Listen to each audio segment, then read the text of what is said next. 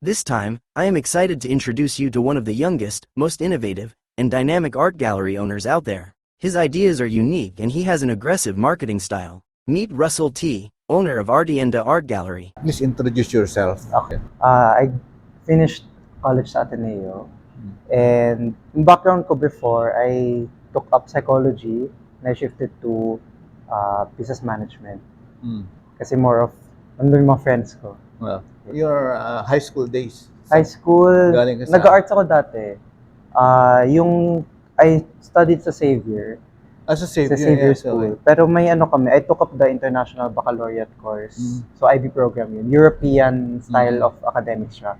And yung IB program, you can choose your subjects. So one of the subjects I chose was visual arts. So I was doing arts. Nagpa-painting din ako nung bata. Okay. Yeah. So when I was young pa kasi pinenroll ako ng mom ko sa mga painting, sa mga dancing, lahat ng ano. Mm. So I was exposed to sa creative side Oh, nung yeah, bata yeah. pa. Yeah. Kaya itong gallery, how it started, 2 years ago, my friend kasi in-invite ako sa Manila Art. I've been collecting mga digital art. So mga 1 year na ako nagko-collect. Mostly digital, not yung mga physical works. Pero when I went there, may na-meet akong isang artist and we became close, naging good friends. Tapos eventually, he told me, why don't you try selling artworks? And then eventually, dun na nag-build parang one by one. Kasi wala naman ako masyadong exposure before sa mga art buyers or sa mga other art galleries. Pero he just told me to try. And sinubukan ko, natulungan ko naman. Oh, So the ones I started with sila Gab, oh, si okay. Clinton, si Marlo. Sila talaga, I started with them. Oh. So when did you start your Artienda? Yung Artienda 2 years ago. Mm. Kasi naka 1 year na kami here in this space. Pero yung Artienda mismo, 2 years na siya. You started from Online. different area? Ay, online. Yeah, online. muna. Online kami. Started online. Okay. Marunong kasi ako mag-Photoshop, marunong ako mag-video. Yung mga creative kasi nung student ako, ginagawa ko lahat yun eh. So, and mostly marketing. Doon ako yun talaga yung focus ko. Oo, nakita ko. Magaling kayo sa marketing. Thank you. Mostly marketing ang ginagawa ko. magaling sa marketing. Kasi yun yung interest ko. Kasi I started with psychology sa Ateneo. But I moved to management kasi nandun yung friends ko, apart from my friends, yung mga network nandun din. Wala kaming marketing major sa Ateneo, pero we have marketing subjects. So I took, parang yun yung mas naging interested din ako sa marketing, yung the psychology of what makes people say yes, mga ganun. So before the gallery, kasi I've been, nag-work na ako with other industries. I started with fitness coaching. Doon ako nag-start. I can see. Yun yung starting ko nung working student ako noon. So I started with, di ko na-name yung company, Oh, yes. pero yun, MLM eh. So may supplements kasi siya. So nagko-coaching ako with the supplements. And eventually, I stopped carrying the supplements kasi medyo may mga hindi akong, there are some things na I didn't agree with. So continue ako mag-coaching.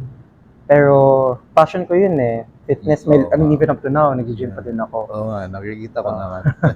Pero kasi, at the end of the day, di ba, kailangan mo din you have to put food to the table. Diba? Yes, that's true. So I studied more about marketing, yung modern marketing na, mga digital marketing, mga ganun, all that stuff, email marketing. So familiar na ako with all of that. Kaya dun na nag-grow, so nag-fitness coaching ako with the supplements and I stopped the supplements. Tapos I tried other businesses din na fitness products, ganun, nagbebenta online. And then, napunta ako with buying digital art kasi wala akong space sa bahay. Pero nagpapa-commission na ako, like digital artists. So kung pumunta ka sa office ko mamaya, you'll be able to see some artworks na binili ko from an artist na taga Brazil.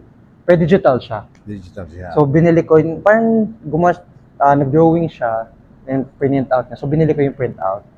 Then pina-frame ko lang. So sa bahay, may mga naka-print out din on poly canvas na artworks.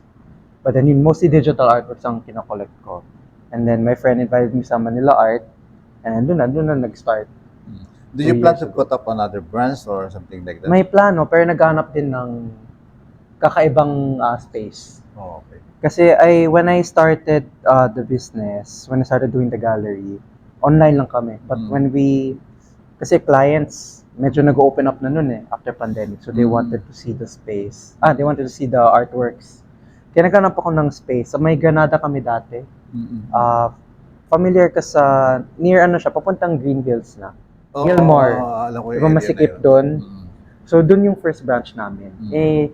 Nagulat ako, every event, punong-puno yung shows namin. There were a lot of people coming during the artist reception, mahirap yung parking. Mm. I mean dito, mas mahirap pa din yung parking, but better than Mm. before, kasi may Ah. neighborhood naman na they can park. And mas maganda yung space, mas na-appreciate yung arts. Sa old space kasi, siksikan yung mga Oo. yung space, tapos everything's literally like stacked on each other. At saka to, ma-appreciate. naiayos mo na talagang Oo. as gallery, no? Yeah. Oo. Dating, nakita lang namin to sa marketplace, na siya, abandoned siya for how many years na. Parang kung ano pwedeng gawin. A bit, yung more, kasi classical works, pero may modern touch. So, ganun. Medyo, mini-mix ko ng konti. And magaling sila kasi nagagawa nila. And they're able to cater to the audience. Plus, they can get also your thought, di Oo. ba? Nagagawa nila yung gusto mo rin. Yeah, oo. Kaya yun. I mean, tayo lang na tayo. Naka 1 year na kami here sa space na to, which is, hindi ko na-imagine. Kasi, I left the old space, hindi ko tinapos yung contract Kasi, ang story niyan, sa old space kasi, first show namin, si Gab, saka si Clinton. And then, I talked with Clinton, sabi ko, by Feb, hindi na tayo sa gallery, sa luma, sa Granada. Kasi masikip So, he's the reason why naghanap ako ng bagong space. Sabi ko kay Clinton, it's either maghanap ako ng bagong space or sa mall. Sabi ko, basta mas malaki. Kasi I told him, let's make your works bigger. So, dun na din nag-start. So, kung wala ang mga artist, hindi din mag-move ang Artienda. Oo. Kaya, kasi I tell my yung mga artists na we're with, na partnership to, essentially, ang ginagawa namin as a gallery is you look for buyers, di ba? As an artist, you know that. Sa agreement. Oo. Di ba? You know that, di ba? Na as an artist, ikaw gumagawa ng artworks. Then if you put sa gallery, you expect na makahanap sila ng buyers. Yes. Kaya, that's what I tell them, a partnership to. You focus on making the art. Kami, we focus on finding buyers. Marketing. Essentially, marketing ang ginagawa ng gallery. Di ba? Kasi at the end of the day, business to diba? May business relationship to. So that's what I tell my artists. And that's why very strict na rin ako. They have their product, you on the sales. Yeah, yes. And kami, we cater to a specific client. It's like, I have artist friends, pero ang artwork sila mga dark. So alam kong hindi bagay sa Artienda kasi very vibrant ang colors namin So I'm friends with them, pero sa ibang gallery sila. Kasi wala naman kaming dark artworks here. And gusto nung mga clients namin very bright. Diba? I mean, I can make another gallery na ganong peg. Pwede din, diba? But then not, ginagawa na iba. Yeah. Para different, targets, different, collections, diba? Different, genres, ganon. Different genre, different market. Yes. Different buyers. Yes. Yung sa Artienda kasi, hindi lang, I mean, when I moved here, nakita ko si may potential pang space for arts. Kaya, hindi lang kami nag-show, nag-alternate na May show, saka may place din kami here. So, itong space kasi maganda siya for hindi lang for showing artworks Sila Morissette and Sponge Cola nag-shoot na rin malaki, dito. Di ba? Yeah, malaki siya. Nag-shoot na rin sila here for their music video. Pati yung si MRLD, ang song niya, An Art Gallery Could Never Be As Unique As Si Morissette Amon? Si Morissette, saka Sponge Cola. So close, nag-shoot sila here. Okay So buong so may kita mo sa YouTube, sa MTV nila. Nag-shoot sila dito. Parang talaga. Museum peg ang Pero hindi lang siya for art gallery mismo. Parang naging mix na. Mix of arts, essentially. A little bit of showbiz, Ganun. May pang halo-halo. Pero maganda din kasi nako-cultivate yung art talent ng mga Plus another form of advertisement yan. Yeah. Pero I mean, hindi ko yun naisip. Parang, okay sila Sponge Cola and Morissette. Sige, okay din. Especially Sponge Cola, di ba? Medyo biglang yun. Magandang magandang advertisement. Tapos ano pa, nung opening namin, we're lucky kasi dumating si former VP Lenny dito. Sino? Si former VP Lenny sa show ni Clinton. oo nga. So nagulat din kami kasi galing pa siyang wedding nun. Oo. Galing pa Paranaque. Paranaque yata, malayo. Tapos bumalik siya. Kaya nakakatawa. Pumunta pa, no? Oo, yeah. Nakakatawa. Yun, hindi ko in-expect yung with everything sa Artienta. Pero everything's going well naman. I mean, may mga mistakes din ako, but then we're growing naman din. So, sabay with the artist. Part of growing up yan eh. Yeah. Diba? Makikita mo yung mga mistakes mo, then you can overcome. Yes. Maganda. Thank you. So, punta naman tayo sa ibang topic. So, how do you expect the Philippine art as of now? Maganda ba ang Philippine art ngayon compared to ibang bansa? Philippine art, sa nakikita ko, focus either on family, bounty, or yung mga artists na matagal na. Compared sa ibang bansa, nakita ko sa New York or sa Europe, they're more focused on individualism. Mga the self. Yun ang appealing sa kanila eh. Yeah, hindi bagay dito sa market natin. Hindi, different. Kasi I had two foreign artists. Yung isa galing Ukraine, Canadian. Yung style niya mga flowers. So yung art of the Petrikiv style. Tapos yung isa femininity, individuality. So medyo hindi siya pumatok with the market. Kung unlike yung ibang artists namin na talagang parang traditional Filipino style na bounty at saka family. How did they submit their works? Yung isa, I went to New York Art Expo. Pinuntan mo siya. Yeah. So naghanap din ako ng kung anong pwedeng ma-introduce here. Kung something new ba or So I also look for artists abroad, pero mostly focus on local artists pa din. Oh, yes. Parang we're trying lang eh. Kasi dito sa atin, makikita mo na alam nila yung yung yung customer ng market eh. Kagaya na sinasabi mo kanina, more on harvest. Yeah. Diba, ganon. Yeah. Pero yan yung market ko. Yes. Kasi there's a different market na may market for pop din eh, yung mga ka-age ko. Younger generation may sa pop. Yung mga ano ba yun? Ano ba tawag? The steampunk. Diba may ganun din. May market din yun. So depende talaga sa collector. Yung iba, diba may mga nagko-collect din ng mga Marvel, mga Iron Man, mga ganun. So different yun. Diba? So different talaga depending on which market you're talking. I mean sa art kasi very broad siya. Very broad. Very broad. Kaya yun yung based sa mga nakarang panahon. Napakahirap ng art eh. Napakahirap gawing parang hanap buhay. Kasi siya, it's about having the right artwork. But it's not just about making the right piece eh. Dapat din, may specifications in depending on who you want to reach, diba? So it needs to look a certain way, it needs to evoke a certain emotion. Usually ganun ang mga starting collectors eh, diba? They need to feel connected sa piece. But apart from the artwork itself, the communication channel is also important eh. Kung makakarating ba sa tamang audience. Plus the relationship between you and the artist. Yes. Dapat nagkakaintindihan din kayo para ito yung gusto ng client. Yes. So we can do it this way. Yes, diba? tama. Kasi marami rin matitigas ang ulo ay sumunod. Marami nga. Yung ipipilit yung gusto. Maski hindi naman tinatanggap na market. Yes. Parang masyado na silang nag-focus sa sa style nila. Sometimes if you focus too much on your style, medyo mahirap na. So you need to be flexible talaga. In a way, but being flexible pero keeping your own sense of uniqueness, yun ang mahalaga.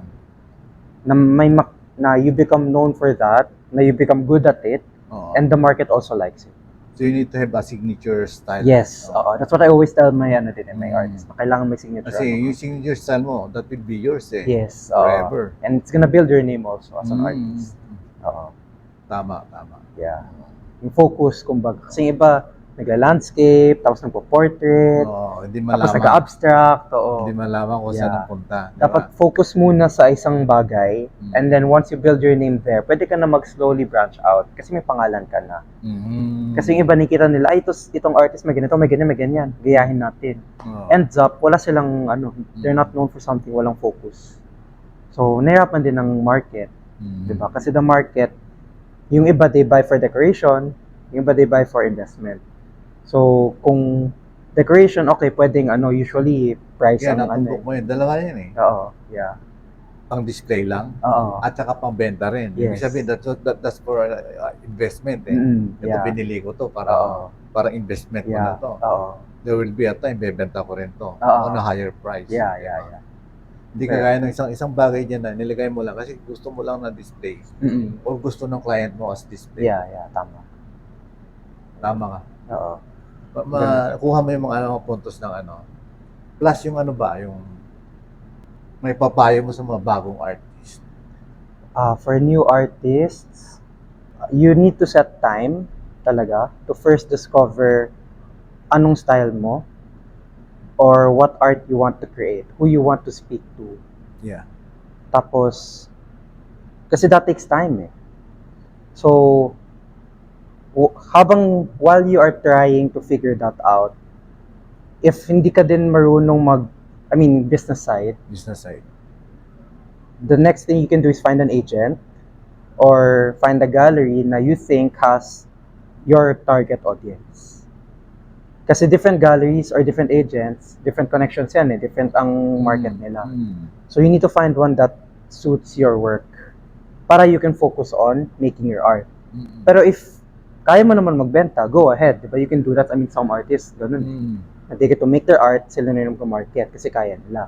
But for those that cannot, you need to enter into a partnership so you can focus on your craft.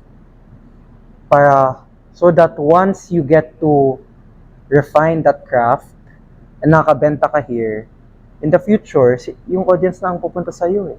As an artist, win-win ka pa din eh. In the long run. In the long run. Ikaw panalo. Pero if you're having a hard time jump-starting, ayun, you look for a partner or you look for a gallery that you can work with. Not necessarily sa Artienda, kasi we have a specific client base, diba? Pero for example, kung pop, punta ka, you can go to Village Art, diba? Kung medyo may pagka-dark, pwede kang Secret Fresh. Di ba ganun sila eh? Pop or ganun din. May mix din yung medyo hip yung Secret Fresh eh. Ganun yung vibe nila eh. So, yun yung ma-advise ko with them. Focus on finding what you want to communicate. Refine your skill. And kung wala kang knowledge sa business, find a partner that can help you. Kasi you save time eh. Oo, sige, you work with them, may splitting of commission. But at the end of the day, kung mahal mo talaga, then the money will just come. Diba? Ganun siya eh. Nice. You just focus on what you want to do, yung passion. Ganun siya. Okay, hanggang doon tayo. Maganda yung natin. Thank you din, Lander. Thank you. Thank you so much.